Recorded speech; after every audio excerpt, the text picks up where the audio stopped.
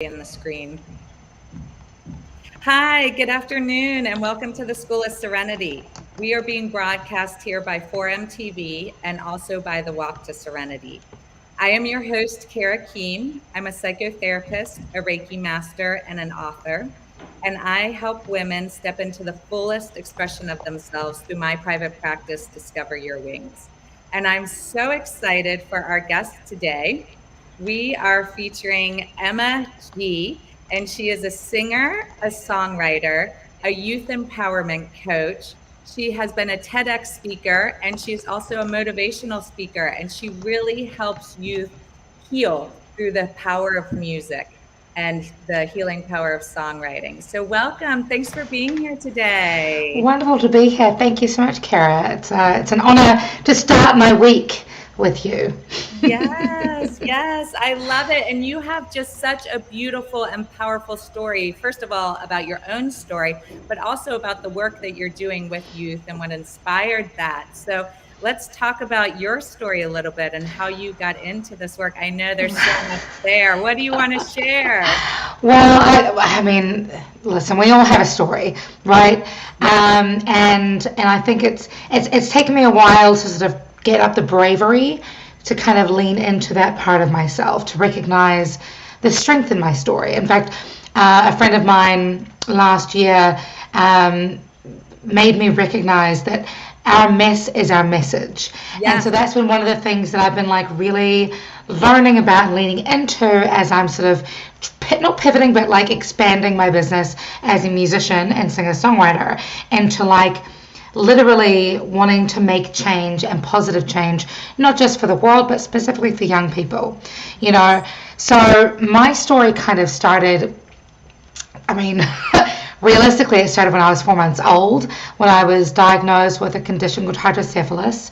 Yes. Had my first brain surgery at the tender age of 4 months.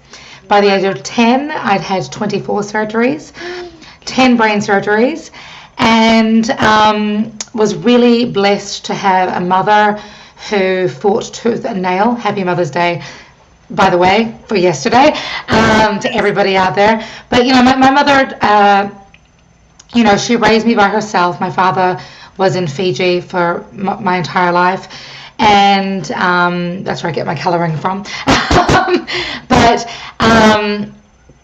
you know, she really did all she could to help me, you know, not just overcome brain trauma, but also, you know, learn how to communicate and connect and recognize that my differences were kind of my superpowers at the same time. And so growing from that, growing from that into music and then youth work with the YMCA and then teaching, it kind of all came to a head just before the pandemic. You know, actually, 2019, I decided I missed doing youth work. I, you know, had been a full-time musician for 5 years, and I wanted to kind of combine my histories as a musician and as a youth worker. Now, I'll pause there for a minute because I want to go back to when I was a teenager, because as we all know, I'm sure you remember being a teenager, Kara, like, it's messy. It is so messy. It is messy. We need to be preparing teens for how messy it is. Yeah, and you and I were, you know, we were teenagers. I don't know about you, but I was a teenager. When I was a teenager, it was just when social media was becoming a thing, right? Yeah, but I didn't even have it until after college, I'm pretty sure, or in I think it was after college. Right. Yes, I missed the whole social media thing, thank God. But I am envious. Yeah, it terrifies me for my daughter, who's only going to be 7. I mean, I can't imagine growing up with that. It's nuts. And so one of the things that I, you know, am just very conscious of, I mean, technology is a beautiful thing. Advancement, if you're not growing, you're dying type thing is always a good thing. Yeah. We just live in the age of technology now, and that is what it is. However, I think it's really important that we as adults, as parents, as mentors, as coaches, whatever, recognize that with every positive there's a negative, and with every negative there's a positive. So when I was coming up, my teenage years were rough. There were many beautiful things, but they were also rough. I lost several people to drug overdoses, to suicide, to, alcohol abuse, and so at the age of 19, after my ex-boyfriend committed suicide. Sorry, my cat's going to join us for today. I love it. I was just about that. It's like, I love this. It's She likes to give me moral support as I talk about these issues. But at the age of 19, my ex-boyfriend committed suicide. That same year, my surrogate father died from alcohol abuse. That same year, my surrogate brother died from a diabetic complication, and then my dog died, and then I got dumped. So that was a horrific year for me. And I kind of vowed to myself then, that it was important for me to do all I could to prevent any other young person from feeling like they had nothing else. Yes. And so, present day, 2019, I had no idea, like in my head, I've always kind of had this feeling that I needed to do more than just music. But it wasn't until 2019 I was like, oh, duh. When I say that I want to save the world one song at a time, it's not just my music that I want to touch people with. It's helping young people to recognize the power of their voices. Yes. Help young people recognize that the answers that they're looking for live in them. Yes. Help young people to recognize that, every successful child is one caring adult away.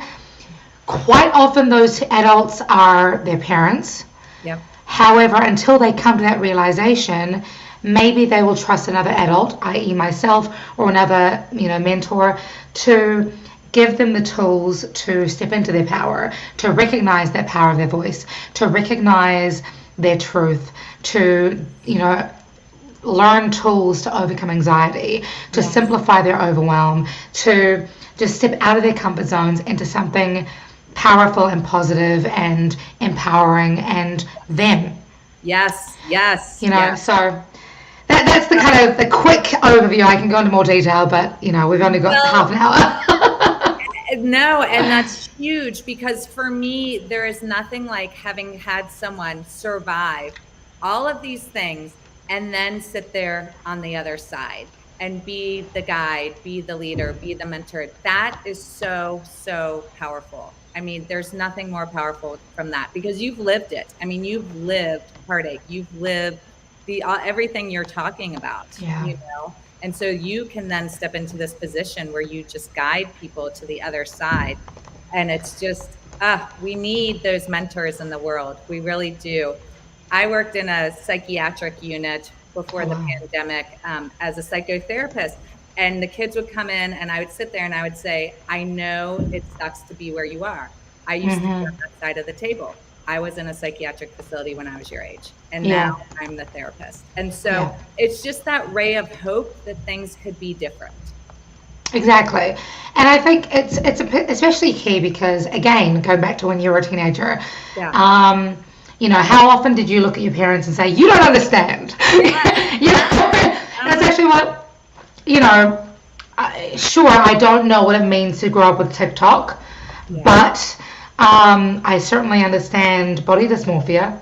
I certainly understand peer pressure. I certainly understand looking at your neighbor's green grass and thinking, I wish my grass were greener, and, again, and I mean, I come to youth work and teaching and education through the lens of Indigenous Māori teaching practices, which is Indigenous culture in New Zealand. Yeah. And so a big part of how I approach youth work is not me know better because of me adult, but, what's your story? How can we shift this cognitively within you? How can you retain control over your processes and simply use the tools and guidance that I help provide so that you can recognize and come to your own conclusions and come to your own learnings and come to your own growth. And that's why it's empowerment coaching, not just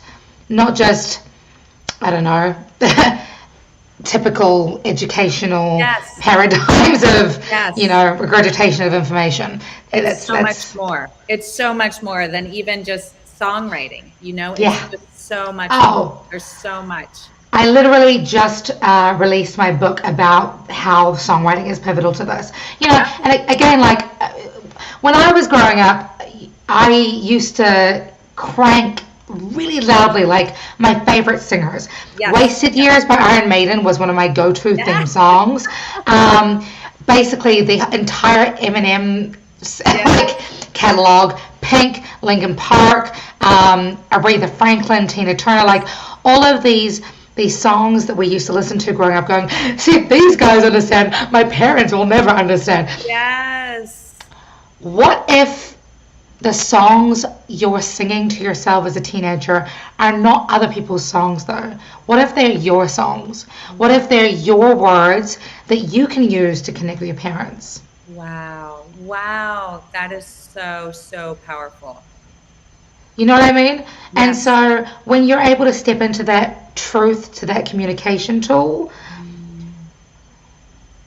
amazing things can happen, because not only are your parents now going, oh my gosh, my kid wrote this and maybe I should rethink how I'm talking with them, but also, and here's the fun scientific part of it, when it comes to music and songwriting, you can actually utilize music and songwriting to cognitively reframe the messages the young person is telling themselves. So when we're not only saying, hey, mum and dad, I don't like it when, but also now we're thinking, oh, I can change my approach. Instead of talking to mum and dad, I can talk to my depression.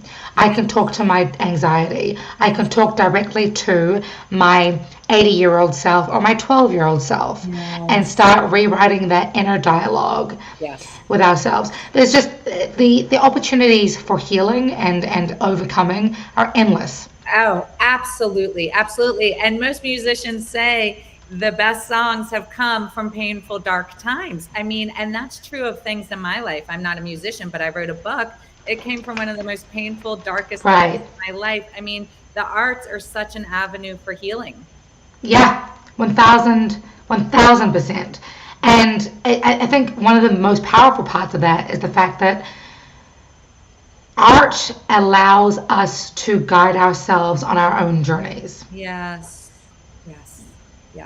Absolutely. Yes. It's so powerful. And I would imagine you are literally a miracle. I mean, having that many brain surgeries and coming through everything that you did, I'm sure music was how you healed. I can't even begin to tell you the level of opportunity, and it's the funny thing is it's still rearing its head all the time. Songs that I wrote when I was 11, 12 years old. Wow. I can look at them now and go, I still need that reminder sometimes. Yeah. Yes. When I moved to the States back in 2015, I was living in the middle of nowhere, Connecticut, working as an outdoor science education teacher, and I found a piano one day and was like, I sat down and started playing the song. This was in 2015. It's a song that I wrote called Be Brave. I recorded it in 2017 when I moved to DC, and it sort of just sat there. I didn't release the song until just before the pandemic hit. And so every time, even now, 7 years after writing the song, when I look back at those lyrics that I wrote in 2015, I am reminded of my inner strength. Yes. I'm reminded of my resilience. Yes. I'm reminded that, every painful opportunity, every painful experience is an opportunity for growth. Yes. But best of all of that lives inside me. Yes. And it has never gone away. And so, that's my experience, but I had a client, Sydney Witt, who we worked together middle of 2019 into 2020, and We wrote an entire album together. I worked with her to Wow. write letters to her anxiety, to write letters to her parents, to herself. And now not only has her album helped her move to England to study in Liverpool with Paul McCartney from the Beatles, but not Paul McCartney, John Lennon, I apologize, with John Lennon from the Beatles, but now she's still able to look at these songs that she's written and be like, oh yeah, I got this. Like, every time I'm stressed, I'll just write, sing my song again and remind myself that I'm powerful. Yes. Oh, my goodness. Talk about life changing, and what an opportunity for her. I mean, this really brought about such a powerful opportunity. So, wow, that's Yeah. beautiful. Beautiful. And you wrote your first song when you were 11? Was that your first? No, I wrote my first song when I was 4. How did you even know how to do that? I mean, it just came through you. Like, It was you're here. natural. This is the thing, I think. Adulthood. One of my favorite things is adulthood is when creativity gets taught out of you. Oh, yes, yes, yes, yes. So you had that natural ability. That's just what you came. We all have that natural ability. Yes, yes. If you listen to Bob Proctor, if you listen to Jim Rohn, if you listen to Tony Robbins, like whoever, they'll all tell you that we're all creative humans. We just forget. Yes. We forget, or we get taught out of, or we get convinced, oh, you don't want to be creative. Like, stay to your box. Stick inside your box. Stay there. Be the labels that everybody else gives you. That's not how we're meant to run, I don't think. We're all creative. That creativity manifests itself in different ways. For you, it was a book. Yeah. I'm sure that because you wrote a book, you were damn well able to write a song. I'm positive of it. You know what I mean? But you're laughing because it's like, oh, this is uncomfortable. That's cool. Yeah. This is your comfort zone. This is the awesome stuff, right? Right. So let's allow ourselves, give ourselves permission to step out of that comfort zone and to listen to that inner child again. Yeah. Listen to that creativity again. Feed that inner creativity. Be still enough. Put down your phone, and be quiet enough to let the inspiration come. Because I guarantee, writing a song is a lot simpler than most people think. Right. And this is what my latest book is about. This is what my TED talk is about. This is what everything. It's about recognizing that we have the answers in us. Okay. Yes. We just need to let ourselves be still enough, give ourselves permission to hear that song, write that song, live that song. Beautiful, beautiful, beautiful. It reminds me a little bit, my book is about intuition, how we all have wisdom within us. We're all our own gurus. We all have all the answers. Yours is, geared towards songs, and mine is geared towards like women empowering themselves to figure it out, right? I love that. It's all inside of us already, everything we need to know. And I love that about the songs, because I hear you could write a song. I'm like, a song? No way. Do the youth who come to you feel that way? Are they scared to write a song? Yes and no. Like, they're, I think when you're a teenager, people tend to be a little bit cocky. But I think the scariest part of it is, to your previous point, our best songs come from vulnerable situations. Yes. And so young people don't tend to freak out about writing music. They freak out about allowing themselves to write that vulnerable song. Oh, that just gave me chills. I can get that. Yeah. Right. I can get that. And so that's why it's important to have healthy and safe mentorship, guidance, to help them give themselves permission to be vulnerable. Yes. To recognize the power in their vulnerability. Yes.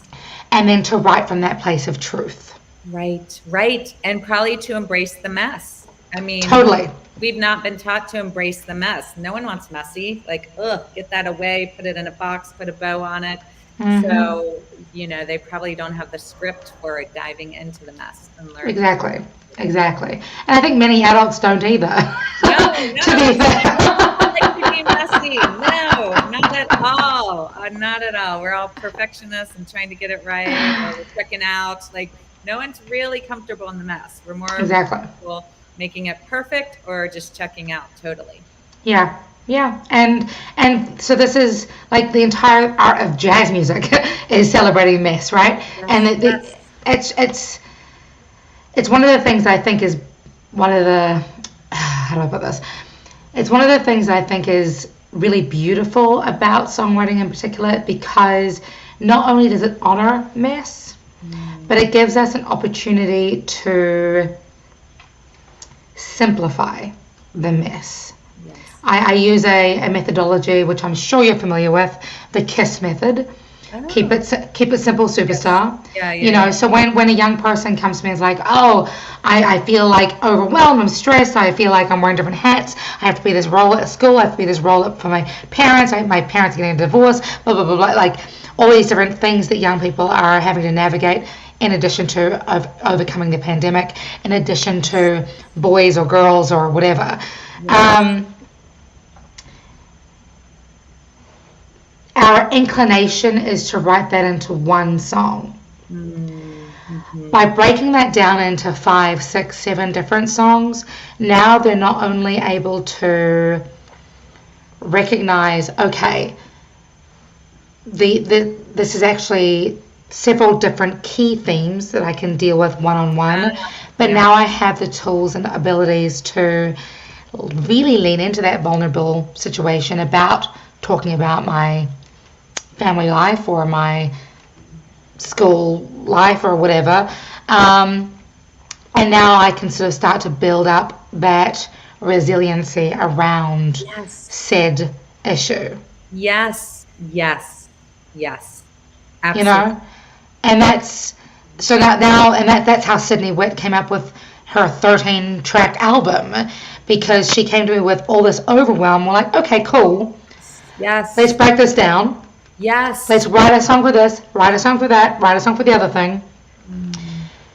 Spend really a lot of good quality, intentional time focusing on each specific individual hurdle, challenge, and then build on that. Let's see the silver lining here. Let's have a look at how we can cognitively reframe our approaches. Let's have a look at how to effectively communicate these trouble points. It's pretty so cool. powerful. That's so powerful. And music is so powerful. One thing my daughter and I do, because I'm a trauma focused therapist, and trauma is stored in our bodies. So at night we put on songs and we move and we dance and we get it, out of our bodies and shake with it and move with it. And so that's just music in itself is just so powerful. So to be able to write your own and create it and to put lyrics to everything you've experienced. I can't imagine, because it's powerful for me just to move and shake it out too and move that trauma, Yeah, for sure. Taking it to the next level there. Yeah. And again, adults, young people at the moment, we're all experiencing very similar trauma. Oh my God. The last 2 years have been crazy for everybody. So we need to shake. We need to get that vibration happening. Yes. Move it on out of there. Yes. Oh my gosh. Wow. What a beautiful, beautiful experience for youth to be able to find you. So what ages do you work with in your program? Tell us a little bit more about that. My superpowers are around working with teenagers. We need that. Yeah. They are not for everyone, that population. I've heard this rumor. They're my people. I definitely, I think it's because, a lot of the trauma that I experienced, aside from brain trauma, happened when I was a teenager. I had a brief stint out of home. I've had multiple, and sorry if this is TMI to anybody, but I've endured multiple counts of sexual abuse and sexual assault, been in abusive relationships, witnessed abusive relationships, lost friends to suicide, been suicidal myself. We've all we've all experienced trauma. This Yes. isn't a competition. But for me, because I lost so much as a teenager, it really goes back to when I was 19 and I was like, you know what? I need to do anything I can to prevent this from happening to any other young person. Yes. Yes. Every successful child is one caring adult away, and every child is tomorrow's future. Yes, absolutely. Absolutely. So we need to make sure we are building resilient, strong, well-equipped young people who know how to navigate this ever-changing, crazy world that we have created for them. Yes. In a way that's healthy and sustainable and productive. Yes, absolutely. And I love when people share their story and get raw and real and vulnerable, because we've all got something. And I'm a therapist. I will not go to a therapist who hasn't gone through a lot of shit. Right. Because she doesn't know how to help me. Right. She has Right. no clue. And so I just love when people share the rawness of their experience, because we've all got something. We've all got, and it makes you relatable, and it makes people feel seen and heard, especially youth. I mean, it's a very isolating time when you're a teenager. You feel odd and different, and especially with everything teens are going through now, we've got so much happening. Yeah. I mean, way more than when I was a teen. I'm 41 this year, but like we're saying, the social media, and now there's just a lot about gender acceptance and all of that that's on the table now. It's just, there's so many different layers that weren't even, which is good. We want this all to come to the surface and to be healed, but it's just gotta be so challenging for sure. teens and very isolating. So when people share their stories, it's like, oh, thank God I am not alone in this. Yeah. Like somebody gets it. Somebody's walked a path that's challenging. It's interesting that you bring that up, because, several of my clients recently are either non-binary or transgender, and or queer. And you're completely right. Like, I think you and I might be on, you're older than I am.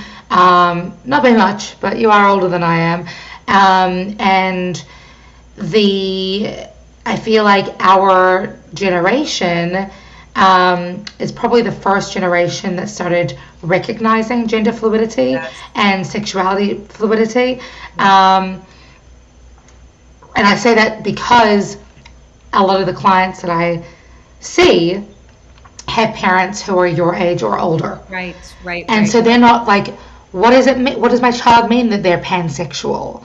That isn't a thing. Transgender, that isn't a thing, And so they're not only having to contend with their parents' love and affection, perceived love and affection, and acceptance, but their social circles, their their own identities as like, how do I fit in? Yes. Their own communities or tribes, and now they're also having to struggle with this idea that in America in particular, rather, their rights are now being encroached upon. Right. Yes. And so how painful. How do you imagine being a kid in Arkansas right now? Oh, yes. So this is one of the things, like, it's really important for me to help young people to, whatever that freak flag of yours is, to wave it proudly, as I do. And write that truth, because I guarantee, just like Marianne Williamson says, when you shine your light the brightest, it doesn't blind other people. Yes. It attracts your people. Yes, it does. And she says it gives others permission to do the same. Exactly. If we're shining bright, we give others permission to do the same. And that's what these kids need. They need permission. They need permission to be who they are, to shine bright, wave our flags, whatever they are, Yeah. and so that's why your work is so profound and so important, because you help give them permission. Thank you. I try, and I think it's a good reminder for all of their parents as well to also give their permission, Yes. themselves permission. Yes. Not just give their children permission, but give themselves permission. Yes. You know, we have lived in boxes for too long. I think in multiple ways, like just as bullshit as the pandemic has been for the last 2 years, Yep. what a beautiful opportunity for us to rewrite the narrative on how to live our lives. Yes, I agree. I agree. What a beautiful opportunity for us to rewrite the theme songs to our lives, Yes. quite literally. Yes. To create our own boxes for ourselves, for our children, for our communities. Yes. You know? Beautiful. Yeah. Beautiful. I love it. Okay, Thank you. this has been such a gift to have you on today, and I love Thank learning about you. the work. There are quick things I want to know. What is Sure. the title of your book? Oh, it's over on my bookshelf. I should have grabbed it. It's called Reconnect with Your Teenager, a parent's guide to helping your stressed or anxious kid through the art of songwriting. But Reconnect with your teenager is the main title. Beautiful. Yep. Great. And what Yes. does your TED Talk have a name when it comes out? Can we find you? It is How Songwriting Saved My Life. How Songwriting Saved Me After 10 Brain Surgeries. So it's currently in the it's still being processed by TED. Yeah. The powers that be at TED to make sure that it is scientifically sound, but it will be hopefully available soon. Wow. Amazing. Just incredible. And Thank you. I want that book. That's amazing. Yeah. And then what is one thing you'd like to leave our audience with today? A little tidbit of information or a freebie, because I can do both. Yeah, whatever comes to mind. What do you feel called to share? Okay, so my first thing would be, if nothing else from this talk today, from our conversation today, I want to empower everybody listening to remember to never let the world write your song. Wow. That you have the pen as a parent, as a teacher, as a coach, as a human being, that it is your job to rewrite that narrative, rewrite that song of your life. Wow. You have the pen. Yes. And to help you facilitate that song, I have available on my website, emmagmusic.com, free songwriting flashcards that are songwriting prompts to help you step out of your comfort zone, Kara, and write your theme song using a number of flashcards that I put together in PDF format. It comes with some directions in your email, so it's pretty easy to do, pretty easy to navigate, and and then when you're done, you can share your masterpieces with me. Oh, I love this. I love this so much. I have my book here, and there's a quote on the back by one of my dear friends. He says, "Take control of your life's narrative by sharing your story."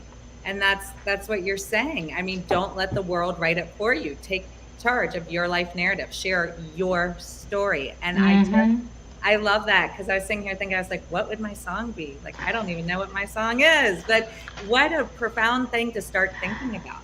Yeah. I mean, that is a beautiful gem you've just left with me, because now I want to start thinking about that. Like, what is my song? So I look forward to hearing it once it's finished. Oh, thank you so much, Emma G. It's been such you. a pleasure to be here with you today, and I appreciate Likewise. all the work that you're doing in the world. It is so, so powerful. Likewise. Thank you so much. Great. We'll be in touch.